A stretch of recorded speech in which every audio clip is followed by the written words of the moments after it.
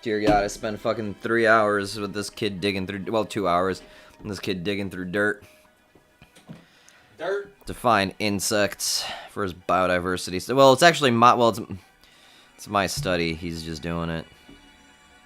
Oh, so it's for like. It's for school. Yeah, it's a school thing. Department thing. No, science fair. Are we live? Yeah, we are actually. Cool. Nice kid, into bugs. Definitely a future entomologist. Hello, welcome to the pre-stream where I am sitting here aimlessly watching Instagram videos while Chris alleviates his bladder from contamination. With the quick instant, because as soon as I got here, he just kind of started the stream, so I'm going to guess that he had everything volume tested and everything ahead of time, so that's a good thing. Hello, everybody. We haven't been here for a couple of weeks. I mean, we haven't done a podcast in at least a month, so. Welcome to the post stream. Yeah, well, welcome to. I see what you did there. The post stream. It is the post. Well done. See, you're repping the hat. Damn, I should have thought about repping the shirt. Oh no, it's actually in the laundry. I wore it to the gym the other day. I've been wearing the shit out of this hat. Partially because I haven't cut my hair yet. Ah, well, you see, what you need to do It's in this really awkward phase now. So is sign up next year. When is that? In February? Well, the next contest is in February. We'll talk about it later. Yeah. We'll talk about it later. It's always fun. It's going to be a unique one. It's The competition is going to be unique? yeah. Well, It's a competition based on my one biggest weakness. which is Presses. Oh, is it? It's a press-a-thon. The entire competition. Well, I mean, there are other events, but like There's a bench press. I know. No. There's an overhead press, like the log press. I'm assuming. Yeah. So so the first event is a Circus Dumbbell max weight. Oh. So it's jump in whenever you want, and you get 3 tries. And then the second event is a press medley. So it is a log press into an axle clean and press into a circus dumbbell. Then the third event is easy. It's a deadlift, I don't know. There's a sandbag carry. Then there's a sandbag over bar, which is good because if it were Atlas Stone over bar, I'd probably fucking shoot myself because that's what lost me second place in my first contest. And that's what we're gonna kind of do is reminisce about Michigan and the vacation and stuff like that. That's gonna be the bunt of the episode.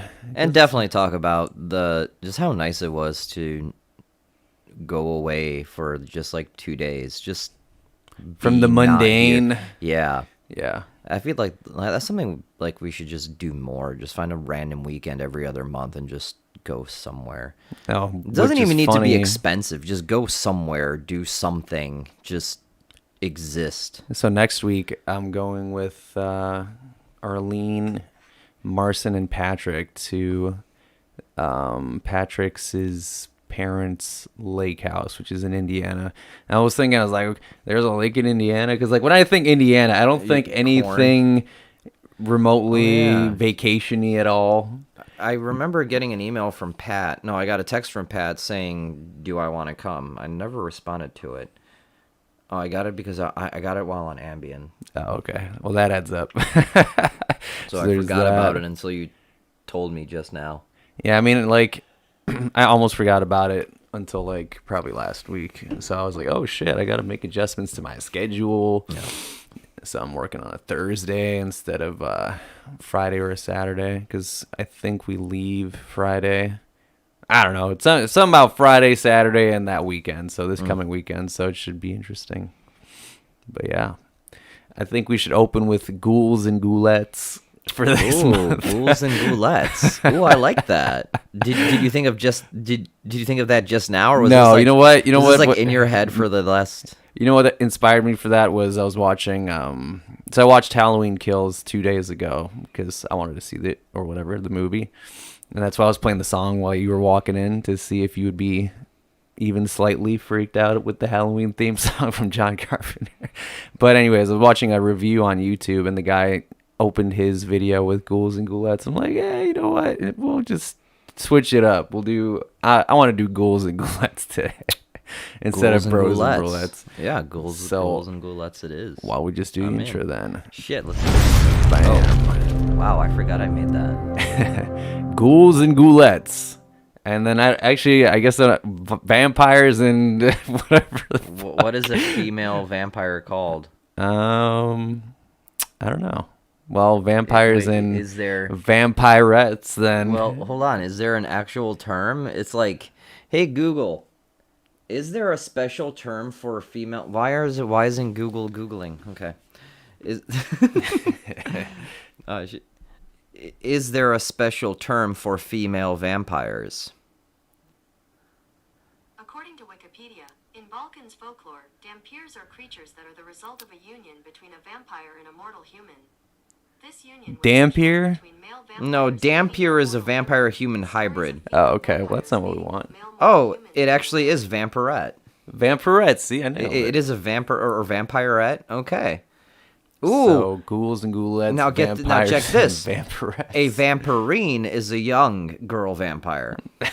let's stick to the adult. We don't want to. Let's stick to the adult version. I was just watching Shameless, and never mind the last season of Shameless. God, it is such a wholesome TV show. It's a good show. It's hard. It's weird to describe it as wholesome, but it is. They love each other. You know, that's a show I've catch glimpses of certain episodes. I don't think I've actually sat through a whole season of Shameless because I know Arlene was watching it for a bit, but she was enjoying it, and the few episodes that I did watch, it was pretty interesting. So maybe I'll watch it. heartwarming. All right, ghouls and you do ghouls and ghoulettes. All right, ghouls and ghoulettes, vampires and vampirettes. It just doesn't have that same rhyme. But anyways, welcome to Iron Theory, A podcast about fitness, life, and everything in between. I'm Michael Myers.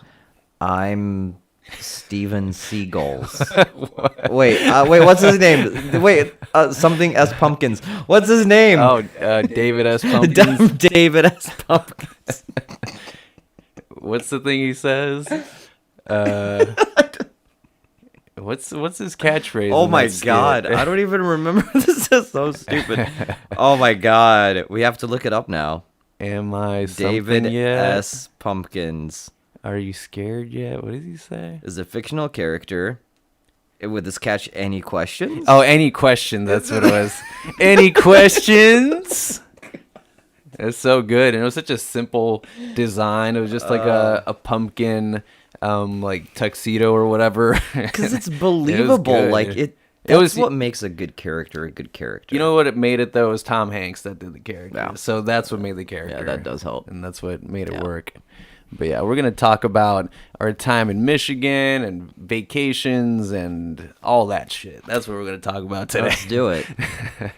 Well, it started out like what? Oh my God! I picked you up at like what? 4 a.m. in the morning. It was ungodly. It was 4 a.m. in the morning. It was an that was ungodly rough. hour. It was. I was not even awake. I wasn't even sure if I was awake at the time. Yeah. But all I knew is that I rolled out of bed, clothed already. I think I actually slept in whatever clothes I came Wow, into your car with, impressive. and I rolled into his car, and then adrenaline hit for a while. I don't think I fell asleep once in your car during You that did whole not. ride. Nope, we were just chit-chatting it up, and those are sometimes the best conversations. Are the ones at 3 a.m. in the morning in a Subaru. Yeah, when you're stuck there driving for 5.5 hours. Right, exactly. There is no escape from this hell. You know, that ride, usually like 5-hour rides, or even I'll usually feel, depending what the destination is, like a 2 or a 3 hour ride, I will feel the the duration, like the time. I will feel 3 hours, but I did not feel 5 hours on this drive. I wonder if because it was that early and we got there like before 9. No, we got there a little bit later, but like, well, Michigan time, we got there before 10. Like we had the entire damn day. You know what? I think it's because we were men on a mission. Oh yeah. And I think it just felt like we had to get to this place. I think that's what it felt like. It was just like, okay, we're getting there and we're gonna get there fast, even though we were probably driving the speed limit. Well, I don't know about you. I felt pretty shitty that entire drive because I had to do a water cut because I was overweight, so I was dehydrated, hungry. Like I hadn't had a decent meal in like 3 days. Frozen Skittles in the back. Yeah, frozen Skittles in the back. I'm just like, I'm ready. I'm gonna go. Is this a reminiscence? Is this the unicorn? Yeah. Or the skedaddle? It was a radical skedaddle. We got the Skittles. Oh my god. Then we got there. Did anything happen on the drive there? I don't think It was so. just it was uneventful. a fuss of music, and that was about it. There was nothing special on that specific drive. It was just the typical, okay, you're on a road trip with your buddy, and what's the music every 30 minutes or whatever it was. I don't know. It's just metal. It's always metal. Yeah. So we get there. We weigh in. We go to the parking lot. We weigh in. Everything's excited. We had a bet. How much you were gonna weigh? Yeah, I thought I was gonna. Okay, so I had to come in below 220. I had thought that I was gonna weigh in somewhere around 215. You said 217, and of course I weighed in at like 217.4. I'm like, God fucking damn it.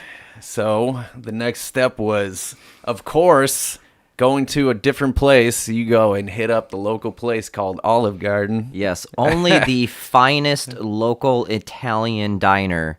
Hey, Local Italian restaurant. I don't know why. Like we were like I was pretty hungry at that point, and you were obviously hungry.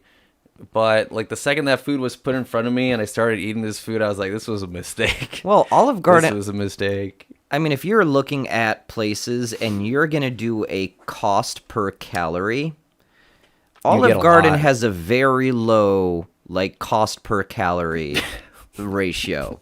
Like it is really cheap. Like you can go to Olive Garden and you can eat a lot of calories for relatively little money.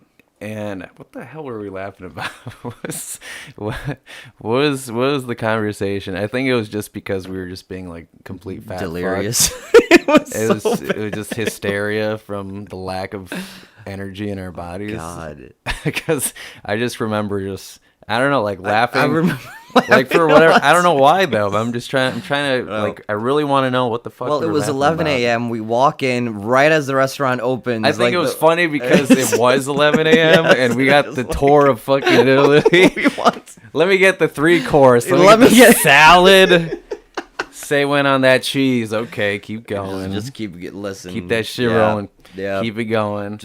And then we had the fucking tour of Italy. We're like, 2 tours of Italy, please. Yep, 11 a.m. Yep, we know it's 11 a.m. We don't care. Then I have a bite. And then the most Arthur thing that ever happens, like, hey, do you have extra salt? Like, yes, we would like extra salt on this. We need extra salt. Cheese-ridden food, and it was necessary. I don't know. I felt things do not have enough salt unless you can literally feel the texture of the salt crystals against your teeth as you're eating. If my mouth is not drying up as it's entering my mouth, like it's not absorbing all the saliva in my mouth, it's not enough salt. So we had all of our Italian food. Yeah. There must have been somebody at that restaurant because I'm still trying to understand what the fuck we were laughing about. Somebody said something or I don't know. But anyways, I'm just too hung up on that because I just want to know. It'll pop up in like a random point in this conversation. It's like, oh yeah, it was a Karen or whatever. But anyways, after the fact, I don't think we went to the hotel right away. Oh, we did. Oh, I guess we did. Or we tried this janky ass fucking hotel. Like I get it. We were just supposed to be there for one night, so we're not gonna stay at the what was the nicest thing over there? The Great Wolf Lodge. Yeah, the Great Wolf Lodge. Well, first you thought we weren't, or you didn't even realize there was one. We were like, oh yeah, I did actually probably on an Ambien trip. I try to understand why Dear we didn't go to the God. Great Wolf Lodge. There are so. I really need to stop making life decisions while I'm on Ambien. Because you don't remember. Or No. until you look at probably your bank account and you're like, oh shit.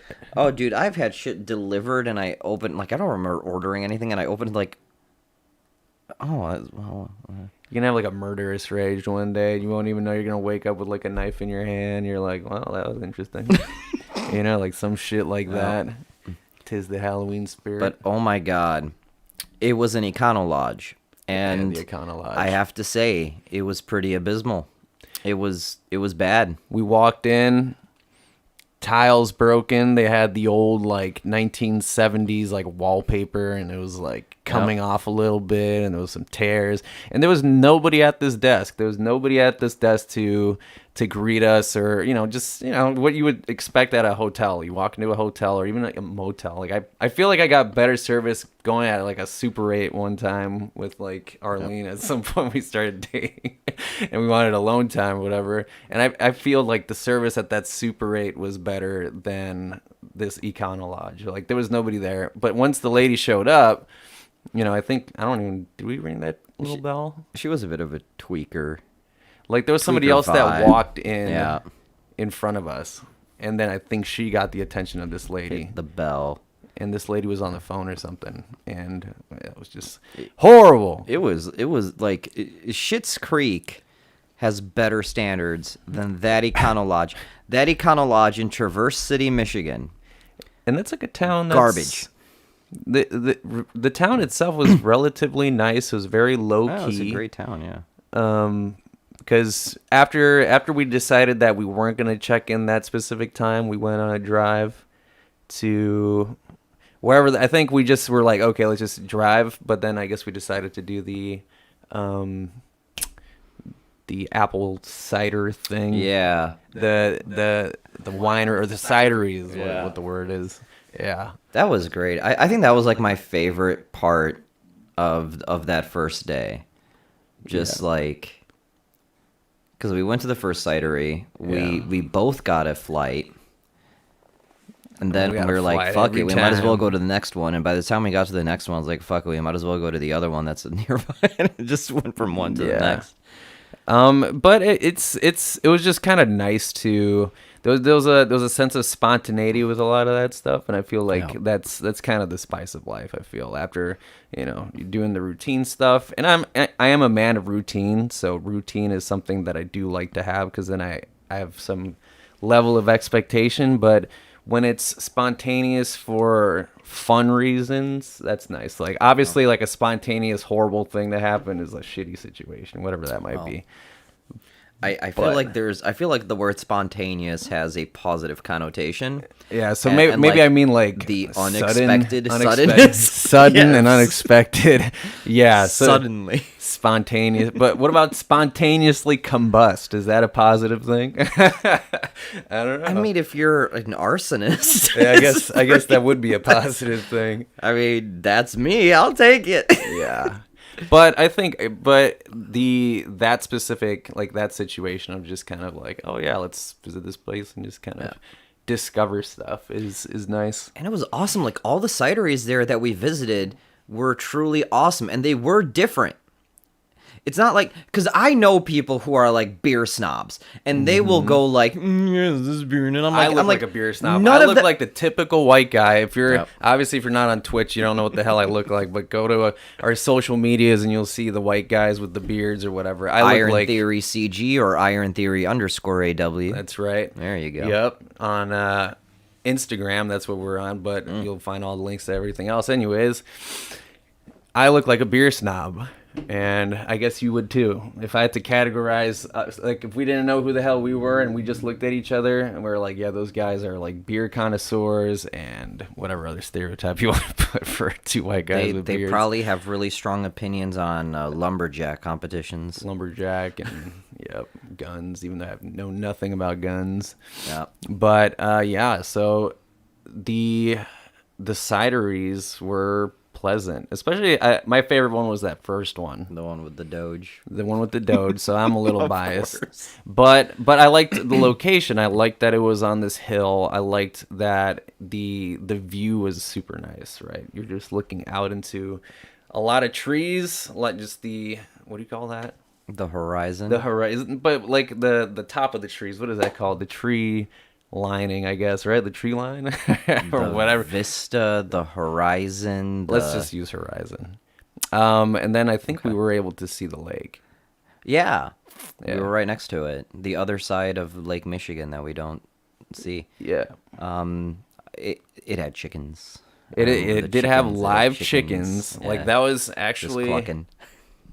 You know what? I'm trying to think back in my life. Have I ever seen a live chicken that was just kind of wandering around? Like, I'm a Polish person, and Right. I know my parents have farms and they had chickens, but I don't think I've personally seen just a live chicken walking around until that point. Look at all these chickens. Look at all these chickens.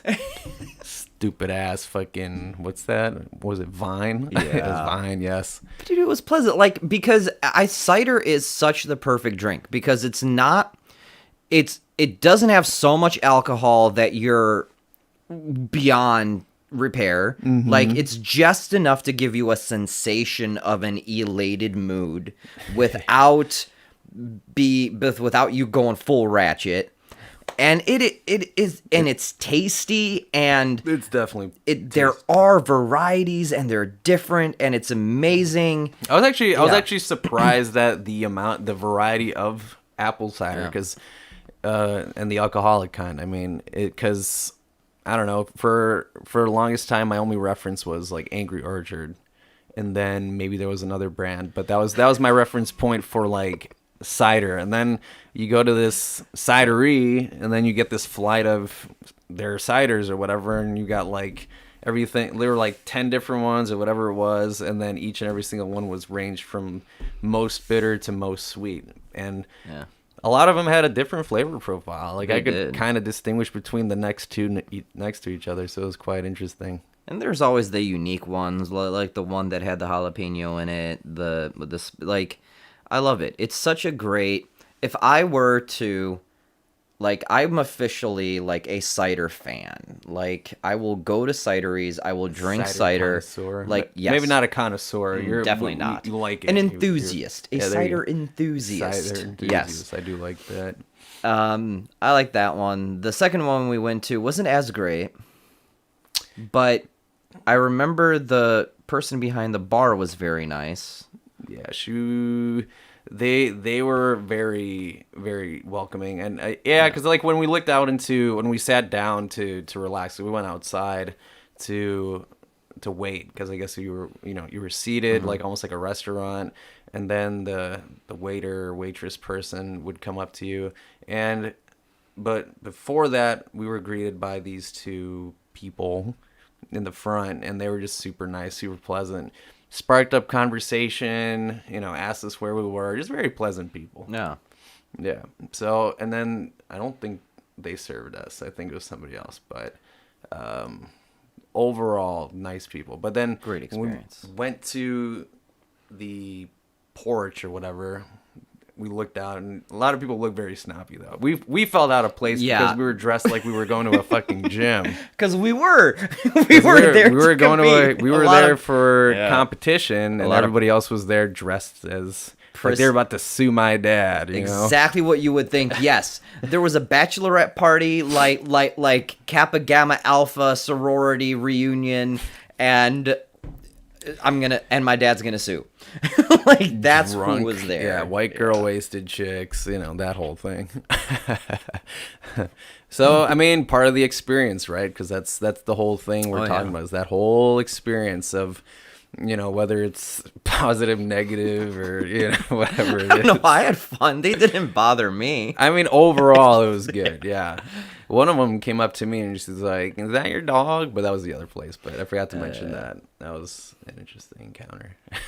Wasn't it? And I remember we were sitting there like reading, and I didn't even recognize that was the owner of the cidery, because we were just like, like, because we were like, we're only going to visit one cidery, so we have to choose, like, Yeah. from this list. And it was all like, and we looked, it was this wholesome, like, family, like, ma and pa picture with a dog. And they had such a wholesome before we got there. name. And I'm like, I want my cider made by these people. like, this is where I want to go. Like, these look like people I would buy a cider from.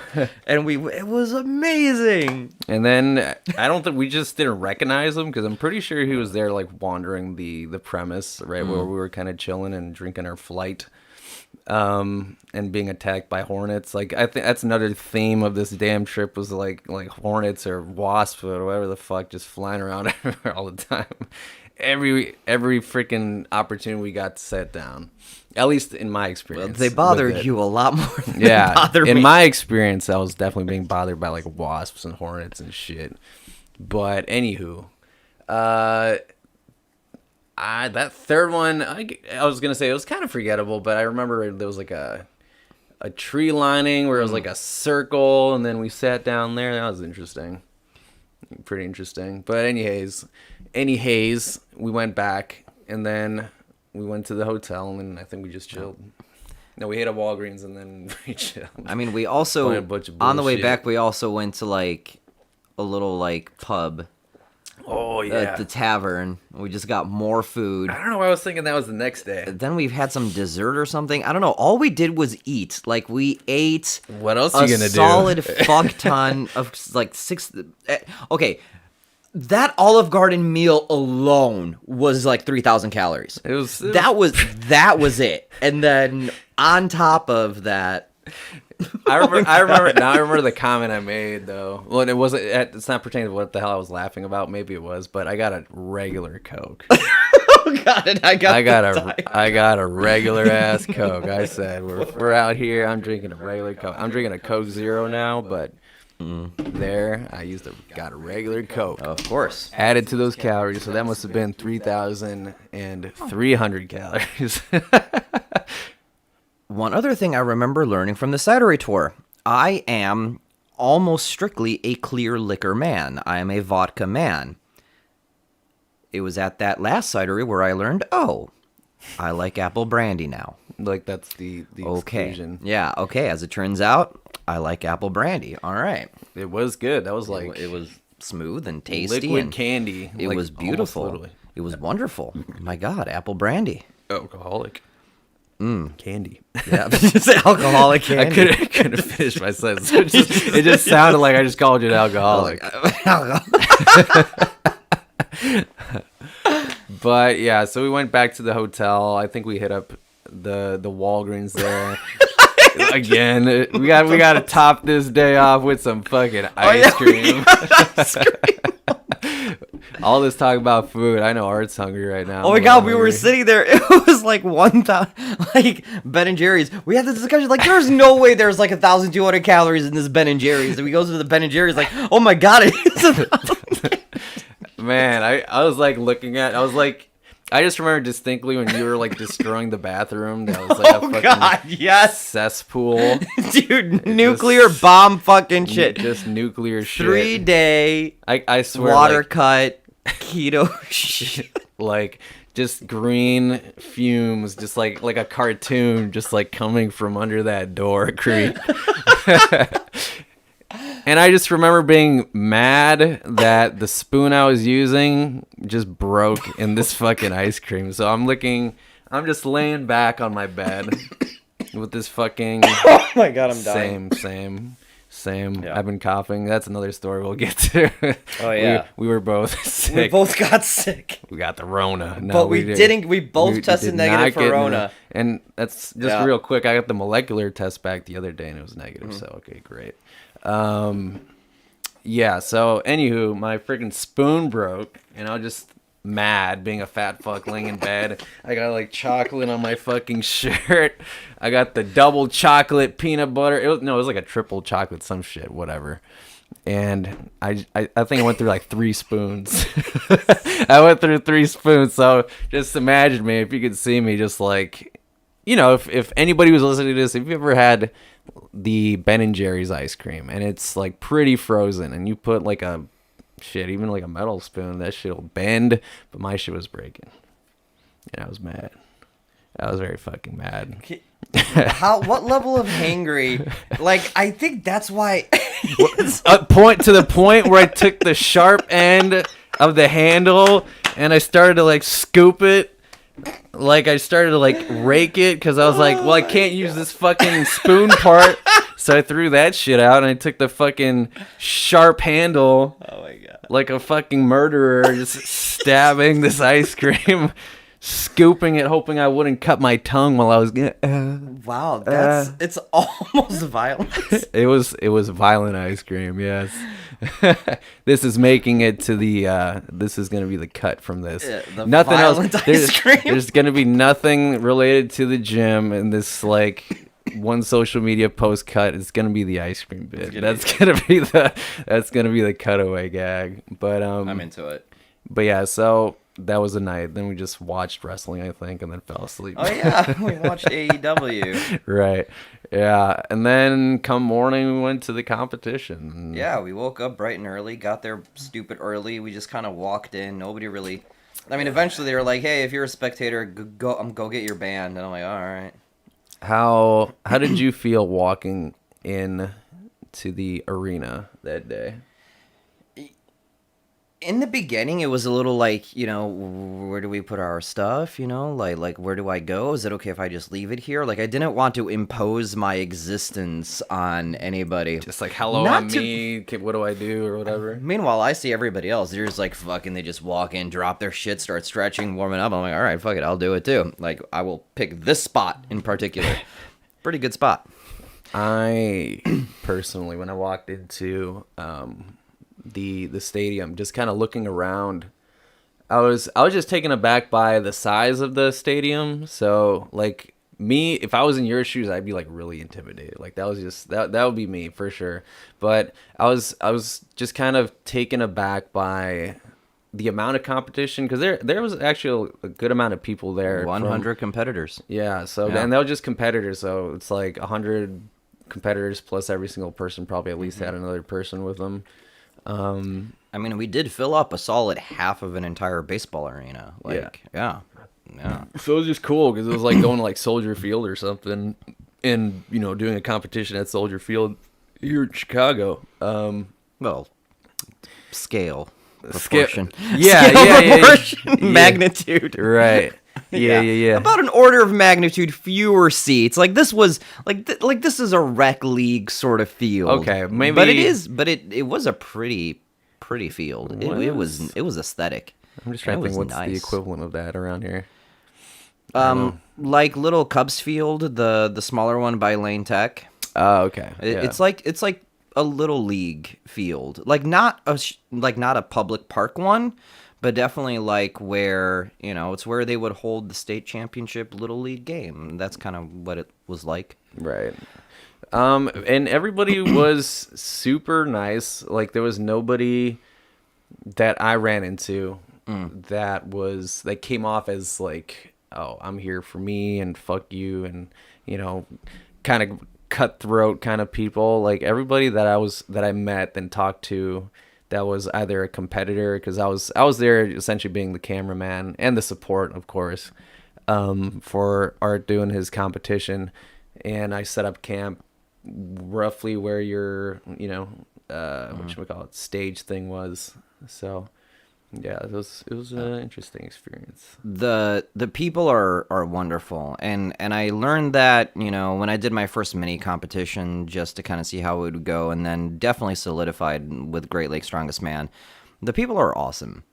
Like the competitors were great. They're all there supporting you. You know, they're just like yelling behind you, "Let's go!" You know. And how important is just having that camaraderie within like a sport like that, would you think?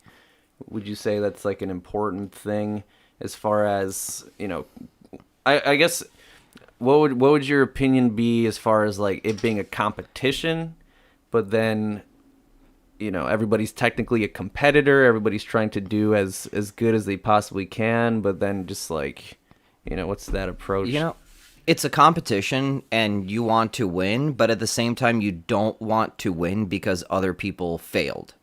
You want to win because you were good. You were the best. Like, that's why you want to win. You don't want to win because everybody else sucked.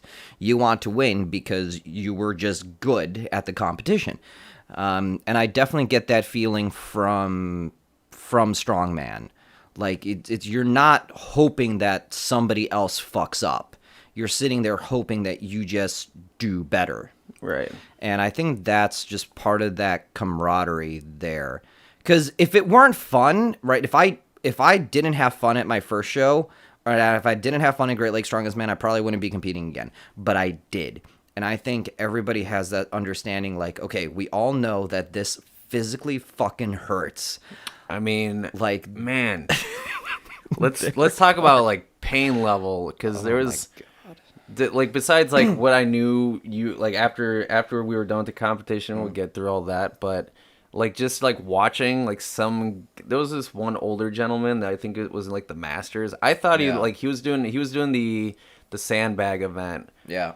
And he like essentially like keeled over. I thought he like passed out, or like he tore his like abdomen or pulled something, because they had like the EMT or whoever the hell was there on site like checking this dude out. I thought he like fucked his shit up, because he was like out for the count on the floor, like laid out. I was like, dude, is he alive? He was walking around an hour later. Yeah, like I was staring at him pretty intently, like I was watching like some kind of like TV drama. Like, is this guy alive? Like, and like I don't think I took my eyes off him until he got up.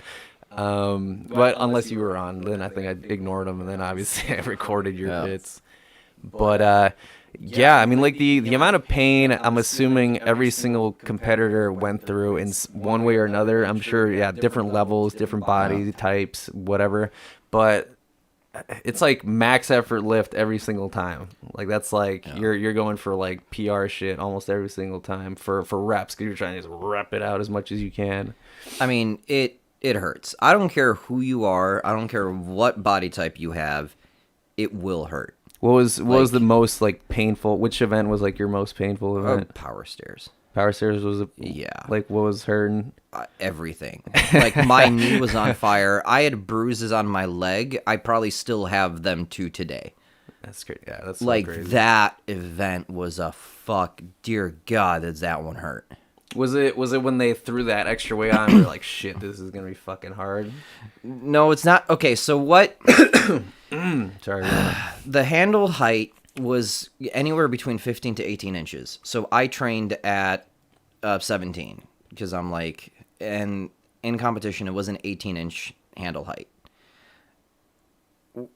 Which when you're 5'4", and you have to get it over a step, it sucks. So I had my heels ready and everything, but it was still just that little inch makes all the difference for me as a short person. Well, shit. That's like... And I mean, I finished the event with split seconds to spare before the timer ran out, but that event, I mean, literally, I'm banging my knee against this fucking 300 pounds of metal, trying to kick it up. Stairs, scraping up against metal stairs too. But it was like, but that I don't think it could have been a more perfect moment though, because that was like to me it felt like a pro wrestling like spot, like it felt like a little too perfect. Like it was like it's like you got the suspense. And then, there's like literally like 5 seconds left or whatever the fuck. It was 2. And I like, finished with 2 seconds to spare. It's like oh my God. An action movie where the bomb's about to go off and you cut the wire at 1 second. Like that shit. It was the most painful event. It was the event I did the worst in relative to the others. It's where I placed dead last. Well, except for the people who didn't finish. Right, well, there you go. But, like on that last step when the timer was counting down, and when I watch back the video, even the announcer was like 5, 4, and like the entire everybody behind me, around me was just like go. It just like it crescendoed, and I'm like, fuck this, I'm finishing it, and like, oh, I made it, and my God, what a feeling! That felt so good. And I was in the crowd, so the crowd also reacted to that. Like that was a pretty like loud pop, like just like as if again was like some kind of wrestling match. It was fun. Like I think despite that being, your worst event. I think the Oh, it was my favorite irony moment. was the moment. I Yeah. think that was like your best moment as far as just like overall emotional experience. I think it was good. Oh, it was great. And then you walk down the stairs and everybody's like, "Yeah, all right." Like oh slap my on the God, that ass. was- But okay, so let's go back. So that was your last event. What about your first event, which was the log press? Yeah. Right. So the log press, I mean, I kind of, it was a disappointing performance for me. I got 2 reps out. In training, I did 4. My goal was 5. Yeah. Why was I thinking you did 4? But I, what I'm going to, Well, you got to press on this next event, right? yeah, There's a log a bar. lot of presses, and pressing is by far my weakness. I was never, my bench press is garbage. My overhead press is trash. Like my pressing is my weakest. Like relative to how dominant my deadlift and my squat are, my presses are shit. But this log bar, I don't know why it didn't go so great. I think it's just because I prefer hot weather, and it was the first event, and it was cold, and I wasn't fully warmed up, and I felt stiff.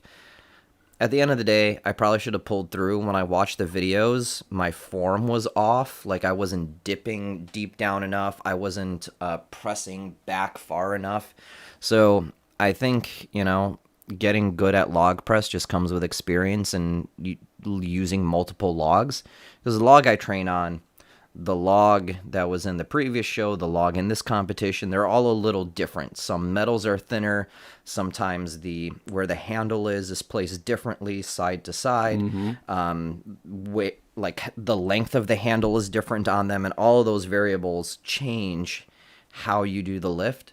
So I think that's just one of those things where it's not a matter of how strong you are. It's a matter of just like learning and honing your technique How on many different implements. And I know, I think I can speak for most athletes how critical one person can be of oneself. Like when you were watching your footage back, like how many times do you think you rewatched your footage to see, what you could have done better, or it's like, I think it was more like that, but I guess how many times were you watching that? For certain events, like for the power stairs, there's nothing I could have done better. Like I'm just at a genetic disadvantage. Nothing I could have done better. For the sandbag, I just need better endurance. My cardio is garbage, and that's what I'm working on now. Like I I'm see those pulls full you're doing. Metcon.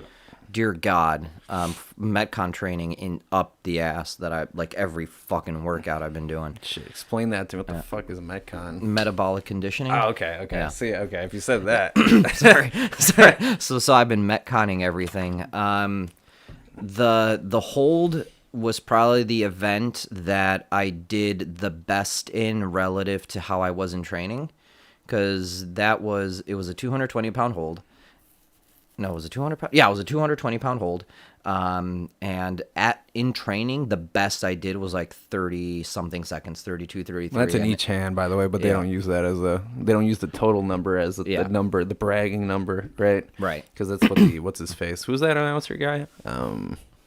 He was he's done strongman announcing before, or I think he's just done like a lot of strength competition announcing. Because I think I remember his voice in the Arnold Classic. I swear, Possible. I thought I heard his name, or maybe I was watching it online. Anyways, he was saying that as far as calling the actual number out, as far as like, oh, how much weight did you do? It's the number that you're holding per hand, not the total number. Correct. So, To me, it's like dumbbell. Like if you ask like how much do you dumbbell bench, like you're not gonna say the added numbers. You would say, oh yeah, the 90. 300 pounds, 150 Yeah, pounds. it's implied. whatever. If something is done with independent hands, you say the individual number. Yeah. Yeah.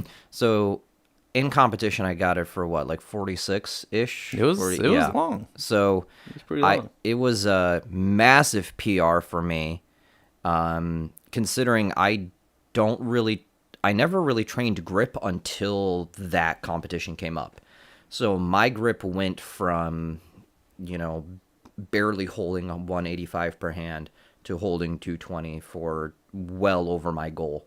So I'm like, all right, fuck yeah, I'll take it. And I know that was like one of those things that you would always use as an excuse when you would like be working out with me or like working out in general as your grip. But that was a long ass hold. I think the only person that did like stupid well was that like skinnier dude that had like crazy long ass hook fingers. arms. Yeah, I have tiny ass hands, so that was. And that shit was pretty much in the floor because like he barely had to lift that shit off an inch from it. So Yeah. but either way, like he was a cool guy. Everybody from what I saw was pretty cool.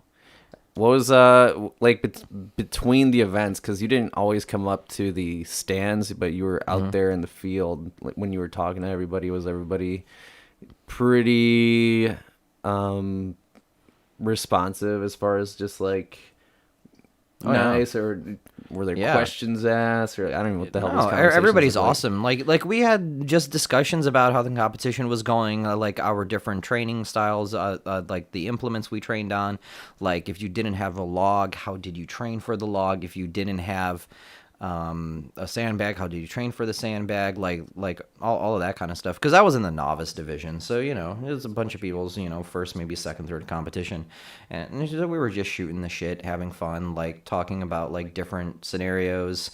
When we got to the sandbag, everybody mutually agreed, fuck sandbags. Oh, just a giant sigh. Yeah, just like fuck the sandbag, man. Just See, I was actually thinking about getting a sandbag, like either like a set, like the bags where it's like, oh, this is how much weight this bag is gonna be if you fill it up, and this is how much whatever. Just for the sake of, I would bring it to my specific gym that I work at, just to have it there, just to implement that stuff for people, because I think that's just fun stuff. Zercher carries and such. Just they are Heavy. Yeah, they are. I mean, it's not even that it's heavy, because awkward. I mean, a 200 pounds is not heavy. It's just that it moves and it's not sturdy, so you can't hold it. Like, it keeps changing. It's such an awkward implement, which is probably why it's so common in strongman, because it's just like, if it's hard to lift, because that's like I mean, that's the appeal of strongman, is that it's yes, it's a strength sport, but it's like, yeah, you're lifting stuff that's just awkward. Like half the challenge is not like, oh yeah, I mean, I can pick up and carry 200 pounds. Like, that's not the issue. I can pick up and carry 300, 400 pounds. Not the issue is half the time it's how do you even grab it from the floor? Like, how do you even, and I watched like World's Strongest Man, and they moved like anvils and fucking car engines and just like random, like, how do you even, like, half the challenge is like, okay, what's the best way to actually even hold manipulate this object to handle it. It's like fucking geometry. Yeah, because I mean it's a sandbag, so obviously it's probably not super tightly packed, so there's a lot of pockets for this sand to kind of move around and mold itself to different shapes. So now you're trying to figure out how the hell you got to hold this whole thing, and then get it to your shoulder, and then do this whole arm away thing, and then do that a bunch of reps. And of course, the entire fucking time it's sliding down, like it's a fucking cloth bag, like it's just sliding down your body. Man. It's oppressive. It hurts. Like, I full on think that I'm gonna get like wrestler ear cauliflower bullshit from the amount of times the sandbag has just like banged my ear against my skull. And it's not even a light bag. Like, your lightest bag is like, what's the lightest bag you train with? The lightest bag I ever trained with was, when I first got the bag, 150 pounds. Which is like a lot. Like, that's a lot of weight, bar none, as far as just like, 150 pounds. It's like throwing an average human being or whatever over your body, and then like hitting your ear a bunch of times. That sounds painful. And just like developing the technique, it's just one of those things where sure, you have to be strong to do it, but then in order to do it well, like, where's your leverages? Where are you gonna hold it? When are you gonna prop it? Like, so much of it is just like, well, what is the best way to do it? Sure, you're strong enough to do it, but I mean, efficiency. Excuse me, Rona. it's one of those things I think that's why I want to get one, is because it's there's this challenge, and I've seen a lot of people do like those like sandbag carries where you're like holding it like a giant person, you're just walking it. I'm training for that because the sandbag run is one of the events. Yeah, and that's coming up in but February. it's just a good spinal erector kind of an exercise, because the weight's trying to pull you down, and then you're trying to stay upright, so you're getting this crazy ass like mid lower back pump. It is in everything. The sandbag, it's one of those. It's like when people like when I'm looking at the bag, and now that I'm at Iron Mine, you know, there's people who don't really know the implement. They're like, so what does this even work? And I'm like, it's an everything lift. I mean, you could definitely argue that. Like the sandbag is an everything lift. When I look at it, and I'll watch people do it on YouTube, whether they're strongmen or they're like trainers implementing them to some kind of athlete or whatever. Yeah, it's an everything lift. I mean, you're walking it, so let's say you're walking it, there's a lot of stability from your core for sure. You got grip strength, you got this isometric tension happening this whole time while you're holding it. So if you've never tried a sandbag, that is something I would recommend trying. Even like a small one, like they make them like, you know, 20 pounds, 30 pounds or whatever, and just try holding that and then walk with that, you know, specifically. Yeah, I think the average person can probably do a 50-pound sandbag carry on their first try without too much issue. When I was in Iron Mine, somebody was like sitting there and telling me like, hey, yesterday somebody was trying to pick this up and they couldn't even get it up. And I'm like, wow, this is one of the... I actually took weight out of this bag. Like this is my... I was just like, wait, is it really that difficult? They're like, yeah. And I'm like, oh. Because at this point, I'm fucking manhandling, because I took 20 pounds out of it, so it weighs like 180-ish pounds now, and I'm just fucking manhandling this thing. Yeah, so I'm you're just literally flinging it and you're literally running with it. picking Yeah, me up. Yeah, I'm literally like I am flinging this thing up my body, and Yeah, I'm just like fucking running with it. Yeah, you're literally like picking Yeah. my body up, and Yeah. like that's around my weight right now. I'm like, you're literally throwing my body up and down, and then back and forth. It's kind of kinky. I mean, when I say I'm doing like some serious Metcon shit, I like, saw you were doing yeah. like a sled pull, like you had the rope and shit, or was that a sled? It was a sled pull, and then there wasn't enough weight in the gym, so I did my car. Oh yeah, I did see that. Yeah. You had a rope attached to that, or how were you pulling? Yeah, I just attached the rope to my hitch. Yeah. Yeah, I'm thinking about buying the sandbag, and I wanted to get those handles for farmers carries. Yeah, the carries are gonna be a lot better for clients than the sandbag, just because it's easier like to get the idea of, and in terms of like what is being worked. I mean, your traps are firing because you're balanced like this as you're walking. It's a lot more. I would say that the farmers carry are a better overall building tool than the sandbag.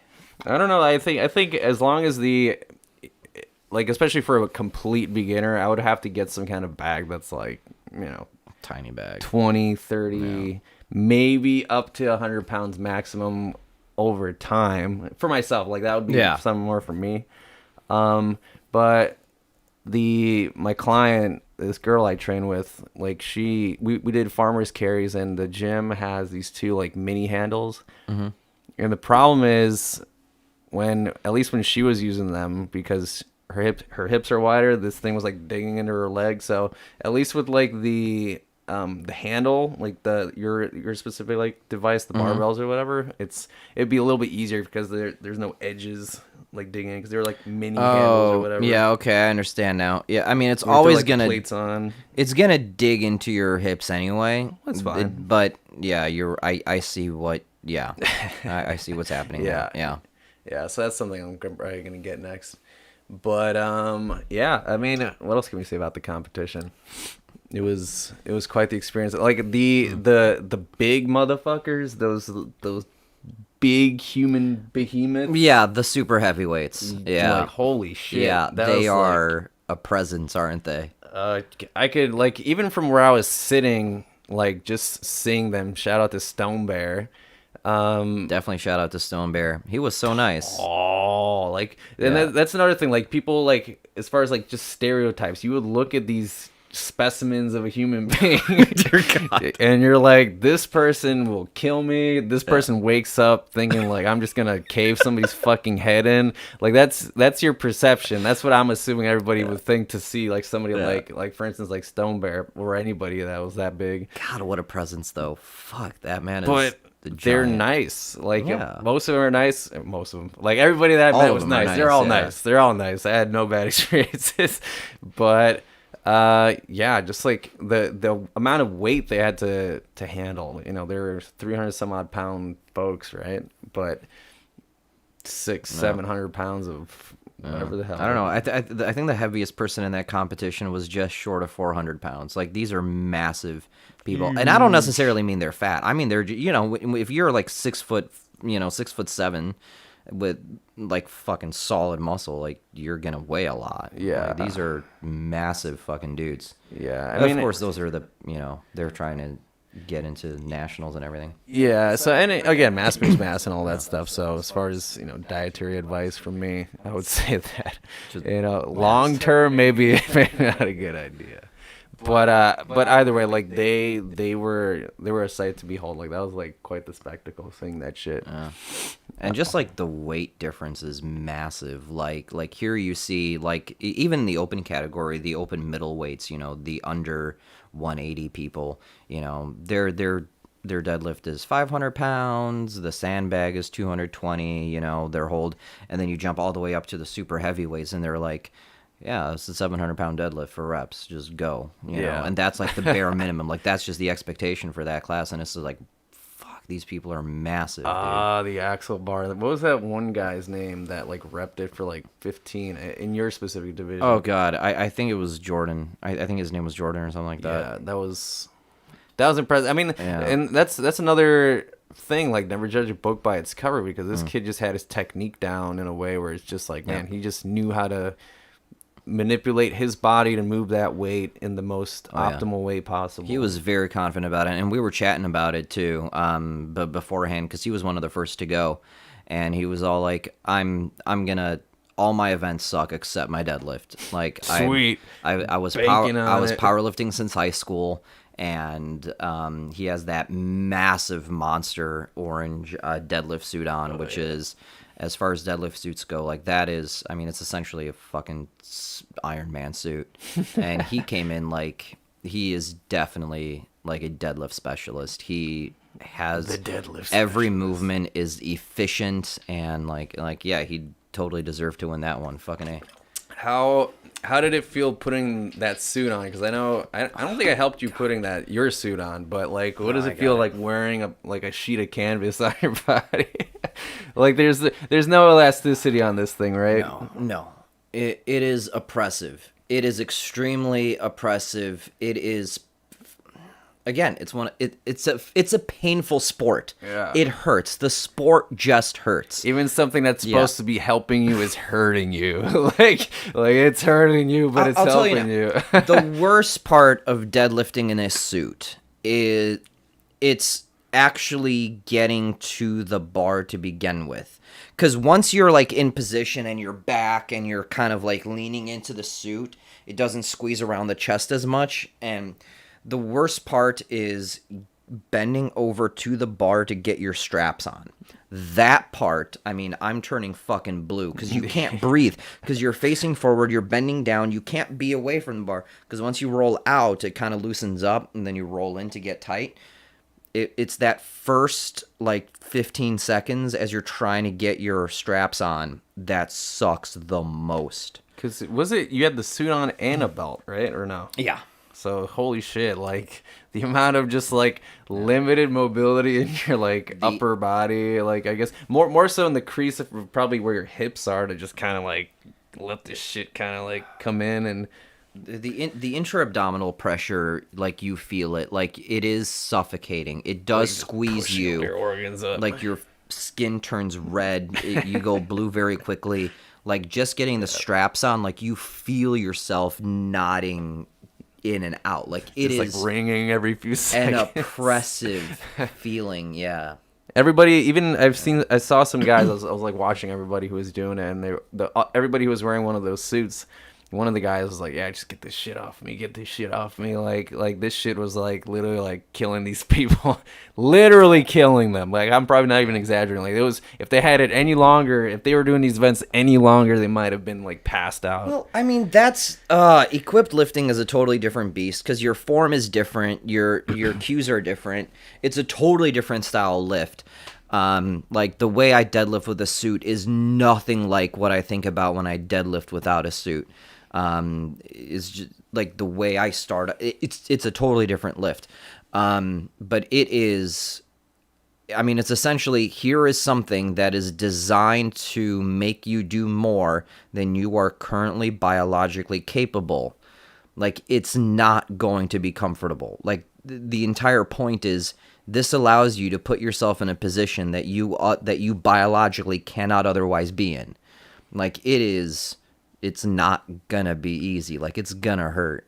So, I mean, would you say that's a device or a tool that, I mean, you would probably have to train in to understand how to use it? Because like, I feel like unlike a normal deadlift session or whatever, that, you know, just, I would say, I think for most people, just training the deadlift itself is enough, you know, using your typical belt or whatever, but like using that suit every single time, at least maybe like, let's say out of all your deadlift sessions, maybe if you were that person that's like, I'm gonna try to go super maximal, you know, lift, and you're able to use one of these suits, maybe like once every 2 weeks, using a suit like that. Well, so the way I trained it is, and I had a deadlift suit to begin with. It was just sitting in my closet, you know. I tried, you know, I wanted to dip into equipped powerlifting before realizing that's not me, dude.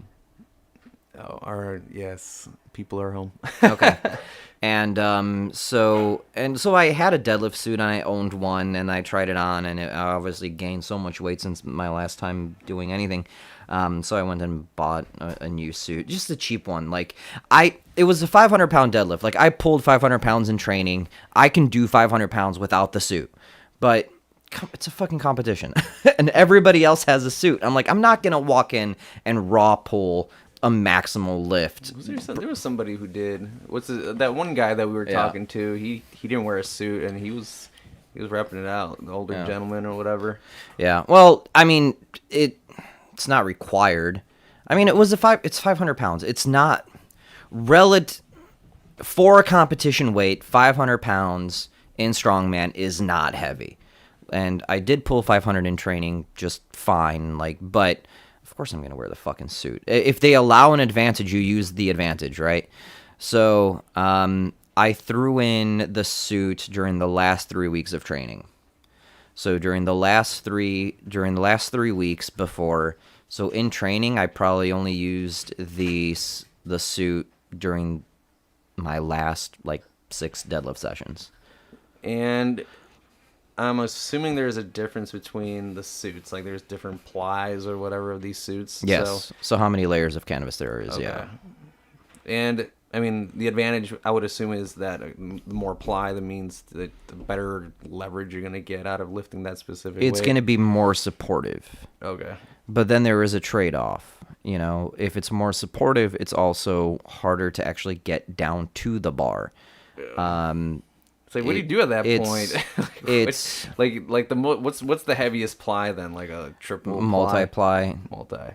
I don't even know how many layers it's multi-ply. It's more than 3. It's not comfortable. Degree. And and that's true for squat suits and like bench shirts. Like a bench shirt, like it will not hit your chest unless there is at least 300 something pounds on the bar. Or a squat suit. Like, you will not hit depth unless there is at least 400 pounds on the bar. Like, that's the bare minimum you need to have on your back just to actually put that suit into a position where it will bend below parallel. It's a different sport. Yeah, for sure. It's just a different sport. For sure. I'm just fascinated by that because it just looks painful. And again, the theme is pain. I can assure you, it is. It is. The theme is pain. I mean, I have raw skin all over my shoulders after I put on a suit. It's pretty bad. Yeah, Like, I mean, it hurts. Everybody seemed pretty miserable after. Like I'm sure there was a sense of accomplishment, but there was Yeah. definitely a miserable look on people's faces after they would take it off. I guess. What fucked me up on the deadlift is I mean, they allowed touch and go on the first one. One of my straps slipped forward, so I had to push it back up and readjust my strap. And at that point, it was lost. So I'm glad. I mean, I got my 4 reps out. I feel you matched could've what I done did. more? I feel like I probably could have pulled off 5 if I did touch and go every rep, and I just fell into that bum bum bum bum bum bum bum bum rhythm. Because you're allowed to bounce it in strongman. Just throw it into the ground and get it up. So you live and learn. There was another 4 reps axle bar deadlift in my next show, and I'm like, okay, well, now I know what I need to do better. But next one is majority pressing movement. So Yeah. circus dumbbell. You guys have a circus dumbbell in Iron We Mind? do have one, but it is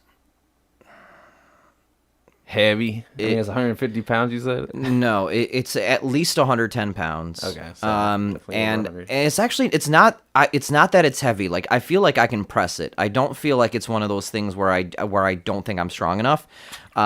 It's the dimensions on it are like, whoever brought that in was definitely a heavyweight competitor. Like, it's a 3-inch handle that they have on it.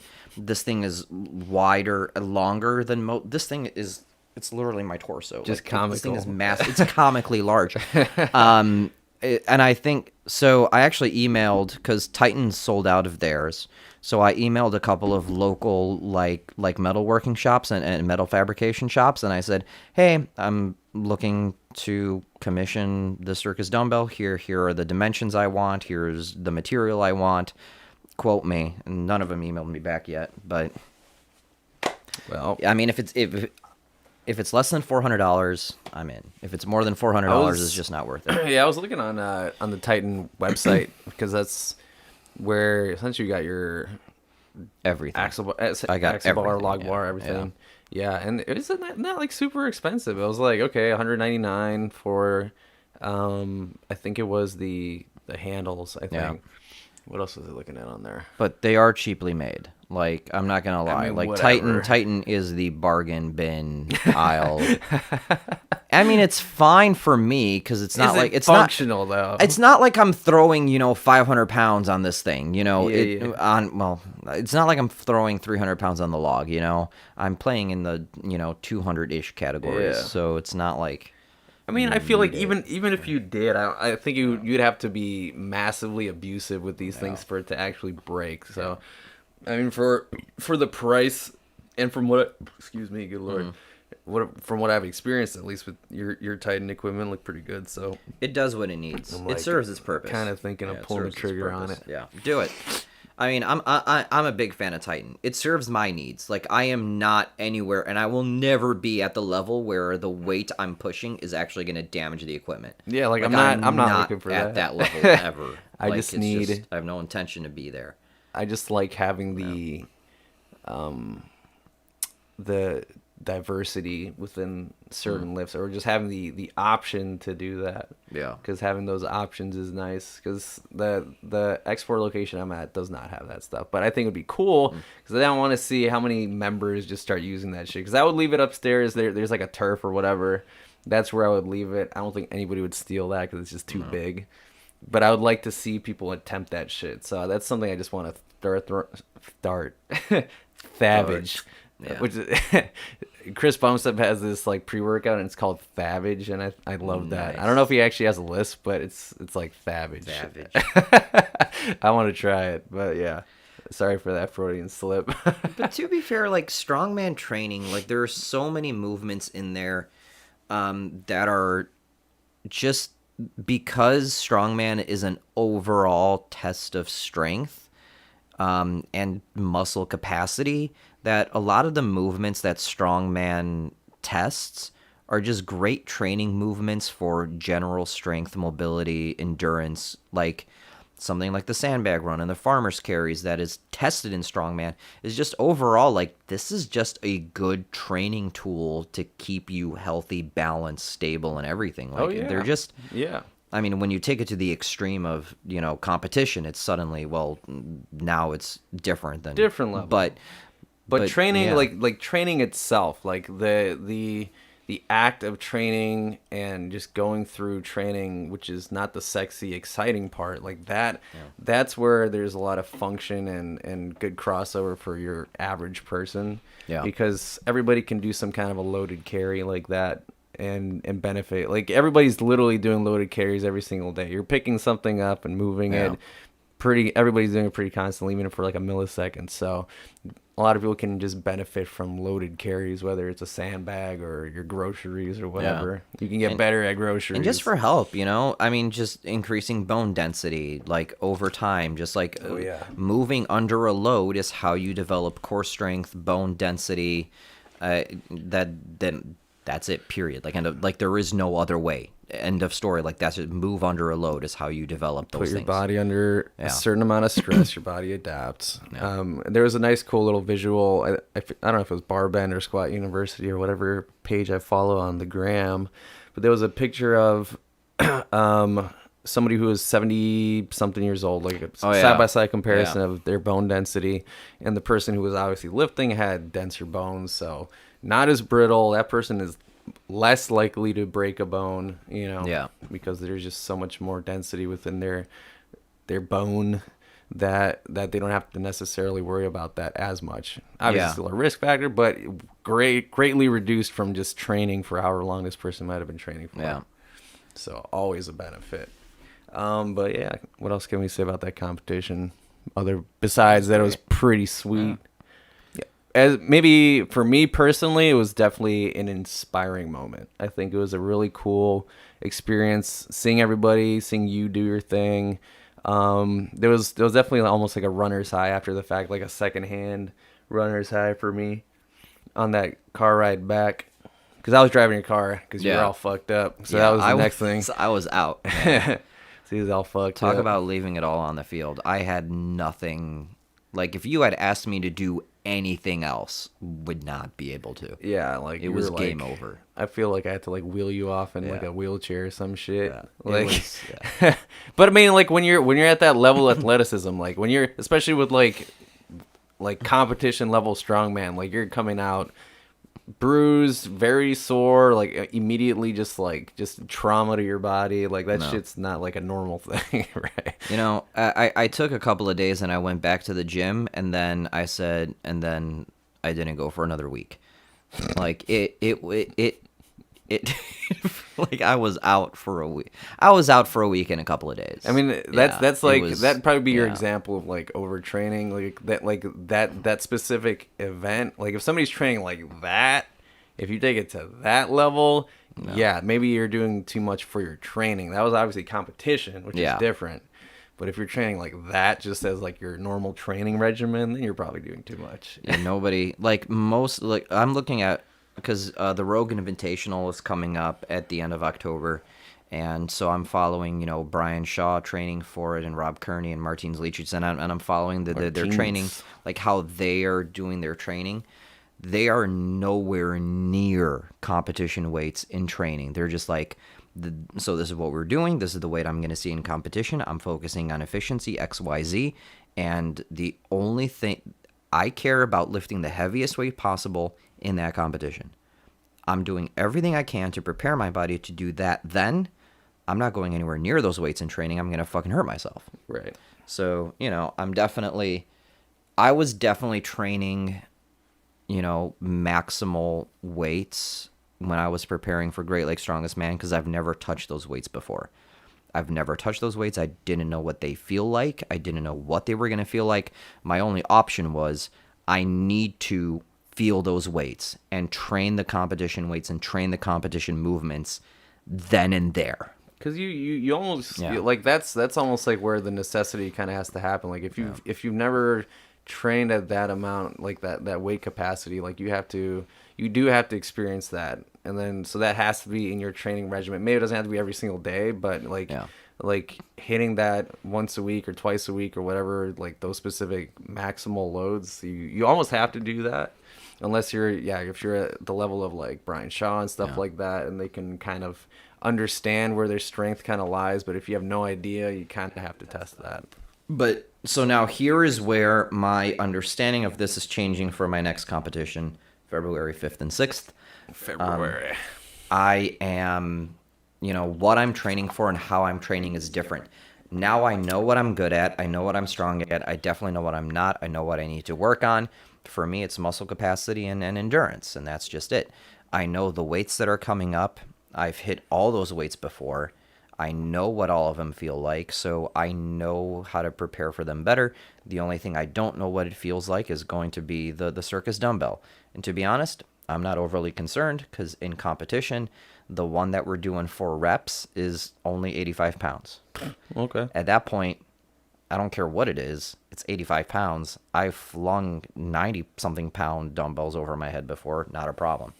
So I'm not maybe you concerned. could go to, wasn't it at like Barbell? Barbell Compound they had one Yeah. or something like that? Because, I mean, there is a technique to pick it up because it's not just like a normal, like a dumbbell clean and press, right? The only you have thing to kind that of like handle it with two hands for a second, get it to your shoulder. You're allowed to handle it with two hands. The only part of the Circus Dumbbell that fucks me up is the rack position, Like, you're because I driving do it have a back. relatively tiny shoulder and a relatively tiny like lever arm here. Getting it into position where my elbow is high enough where I can actually push up rather than have it slide down. Right. It's a little awkward, but I'm not worried about the Circus Dumbbell. Like, I feel fully comfortable like training just behind the neck presses or just with a regular dumbbell. Because it's like you have to get into And this then, position. So yeah. anything that's going to allow you to stay more in like that external Yeah. rotative state. Yeah. I was just getting your arm in this position. Because that's partially the reason why I can't do a front squat like this. I think it's just leverage point for me. Oh, meanwhile, I'm out there. That's the only way I can do a front Like, squat. This is how I Yeah, do I it, can't do it. or I hack the bar with my like wrist wraps, which allow me to get my arms high enough to just kind of do it like this, and I'm able to maintain a front squat like that. But Well, I mean, I also think because your lats, like, you have very well developed lats, so they're tighter than, I think that's so what you it have is. just because of how big your back is, I feel like your lats are just so tight that getting into a front rack position is just difficult. it's just awkward because Yeah. I feel like my arms are just long, so from like elbow to hand, it's just like very long. So it's just weird to get into this position high enough where you can maintain a shelf. Meanwhile, I just sit there and like that's how I front squat. Which is, I mean, that's how a lot of people front squat. yeah. But yeah, to each their own. Whatever works. Everybody trains a little differently. Chris, when's your when is your first show? Shit, that's the question, ain't it? I mean, I guess we'll see. It's just like one of those things where when I feel comfortable, but I feel like it's one of those things that's like, when do you ever feel comfortable? You just have to sign up and then have a concrete, like, and then just panic. to be fair, like, I wasn't certain I was gonna hit some of those weights, like the 500-pound deadlift. Like, I never did a 500-pound deadlift, let alone doing it for reps. I'm like, fuck it, but we got there. Yeah. You just need to sign up and be like, okay, well, shit, well, fuck, I'm doing it. Yeah, I think because like with I think with strength sports or like strength competition, I think it would be maybe easier to prepare because like with like bodybuilding specifically, I feel like there's more as far as like now you have to really dial in your food. So now you're going to be eating a very restrictive way. Now, everybody's body's different, so maybe my body would react differently to a different kind of eating. I don't have to necessarily restrict myself as far as like sodium and stuff like that. But, most competition is probably going to take the more extreme route as far as food. So I guess that would be my only thing is like, okay, how do I feel on just like very low, like when it comes down to like that time where you got to be really, really lean. Yeah, the 5 weeks Like out. death. Yeah, the like 5 going to week out work. nightmare. Yeah. So I don't know. Maybe that's the scare. Maybe that's just why I think that. But Oh, worst case scenario, you're more than welcome to sign up it's like, February fuck, 5th. we just getting Come train with me. strong. I got you. The weights are easy. The axle bar deadlift is 405 pound for reps. I mean, it's a rack pull. I've seen you rack pull 4 plates. Yeah. So I've done that. So maybe, yeah, I mean, it would just have to be that. I would just have to find a way to train all those events. I welcome you to come train for the Press a Tunny Phil Classic. I mean, I'm definitely going to be there. Marion, Illinois. I will definitely be there for sure. Hey, might as well come train with me. Oh, fuck But it. yeah, that's the question mark for now. But It's an easy competition. The weights are light. The sandbag carry is only 150 pounds. The heaviest sandbag over bar is 210 pounds. And sandbag over bar, so it's not like you have to get it up to your shoulder. Right. It's not terrible. over bar. Yeah. So is that a long bag? Is it like a long bag or a circular bag? It's my bag. It's a sandbag. I don't even care what it is at this point. It's, Okay. Well, you got feel those comfortable. you got those like egg shaped ones. Yeah. But you also have that giant like body bag. it's thing. definitely not those. Okay. Yeah. With the handles and all yeah, that? it's definitely not that. Okay. At this point, I'm pretty confident that every single sandbag in Strongman is one of those Cerberus Rogue or like Rep, just like bags that I Cerberus, have. yeah. Everybody's happy with that. Yeah, I definitely want to try one of those bags. Again, that's probably the subconscious of my mind. Just feel like, yeah, you just got to get this stuff. Just kind of ease into it. Give Joe bit. $20 for a month at Iron Mine, and There you go. I got my sandbag there. Yeah. Well, shit. I'm hungry. Me too. Well, Let's get food. we're gonna eat, y'all. Arlene, ¿qué tú quieres comer? ¿Qué? That's our cue. ¿Qué tú quieres comer? Sí, We're about to be. we're about to be. Thanks for listening, y'all. Thanks for listening, y'all.